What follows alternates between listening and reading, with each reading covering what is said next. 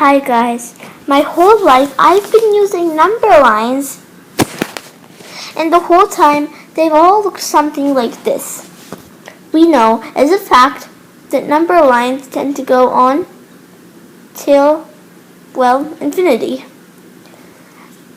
And when we think of the number 14, we know that we can usually find it by going towards the right side of the number line. But what will we find if we go on the left side of the number line? And that's what we're going to be looking at today. What's on the other side of the number line? First, I think you need to know a little vocabulary. Over here on this side of the number line, we've got the positive numbers.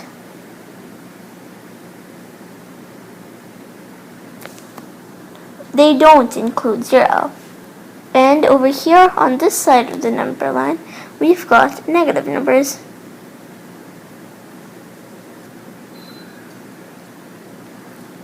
Still not including 0. And the whole number line is basically a group of numbers. We got the negative numbers, the positive numbers, and 0 in between. A whole group of numbers.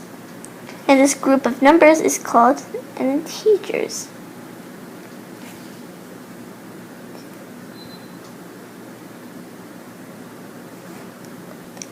Well, I haven't exactly labeled the negative side of the number line, so let's do it. Over here is 0. Here are the positive numbers, and here are where the negative numbers are supposed to go. If we take the number 1, then on the negative side of that, we have exactly the number negative 1. If we take the number 2, on the other side of that, we have exactly the opposite number, negative 2. If we take the number 3, we go on the other side, we have the number negative 3, and so on. But did you notice anything? 1 is 1 tick mark away from 0, and negative 1 is also 1 tick mark away from 0. Now, what's a tick mark? Well, a number line basically is a line, and if you take the number 4, and you find out that 4 is above a tick mark, is above a vertical line that is placed on the number line itself. So what does it mean when it says that 1 is 1 tick mark away from 0? Well, I don't think that needs explaining, because it's obviously true. And same thing with negative 1. And if you take a number that's way too big on the number line, then you'd find the exact same thing. Let's do that now. Except we should probably do it with a number that we don't know the value of.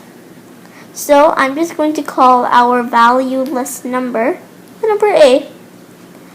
And if we say that A is 78 tick marks away from 0, then negative A is also 78 tick marks away from 0. What can we conclude from this? Well, I'm not going to tell you. I think you've understood it. But we've not compared anything yet. So let's do some comparing. Which is bigger, 7 or 9? Well, cut this part. We need to cut this, okay? Cut. Now, let me ask you a question. Do you like apples or bananas more? I'm going for the banana side. Which is greater, 7 or 9? Well, 9 is obviously greater than 7, right?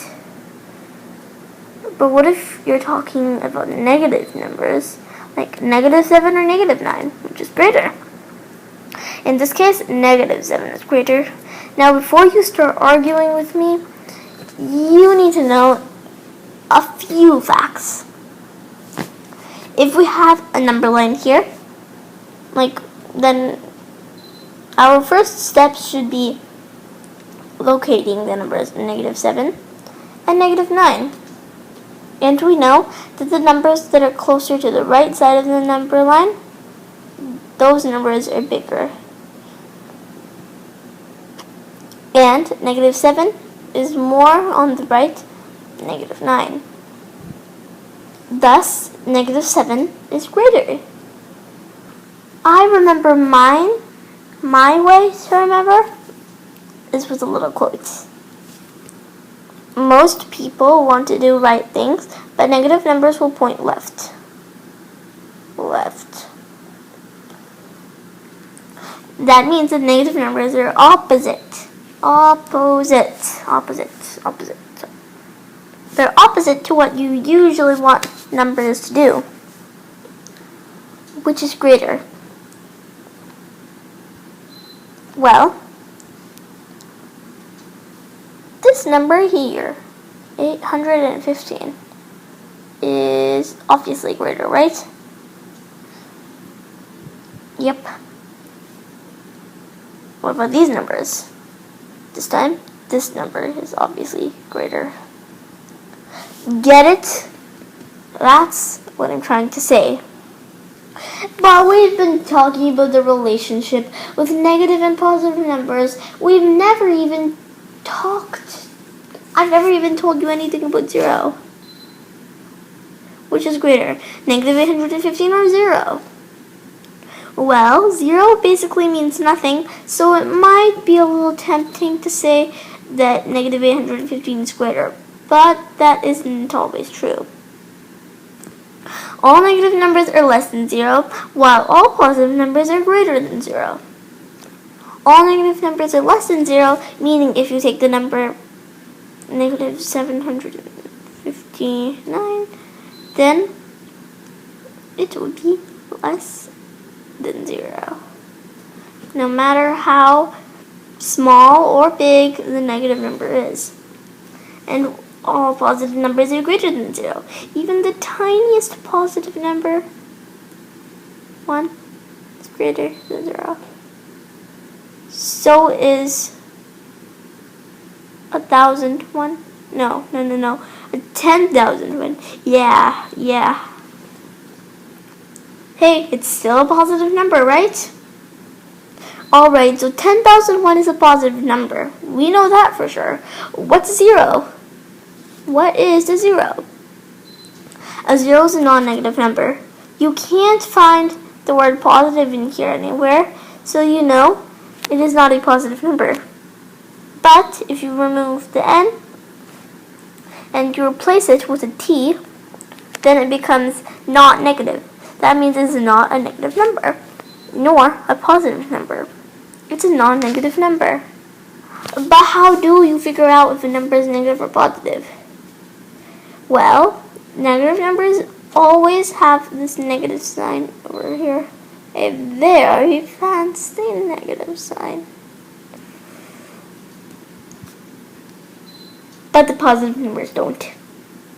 That's how you tell if a positive number is a positive number. Does it have a negative sign? Positive numbers don't have negative signs. Or do they? Well, they don't have negative signs, that's for sure. But they do have symbols. That symbol is the plus sign. That's right, you heard me. Positive 1 is the same thing as plain old 1. In fact, that 1 is so plain, I'm just going to make it white. A good old neutral white. Now it's time for a quiz. Don't freak out, it's only a 1-question quiz. What kind of person gives a 1-question quiz? What kind of person gives a quiz at all? Alright, but here's this question, not a quiz, okay? It's a question. Which is greater? Negative 37 or positive 37? Write your answer in the comments, please and thank you. Plus, guess what? Negative numbers kind of make me positive too.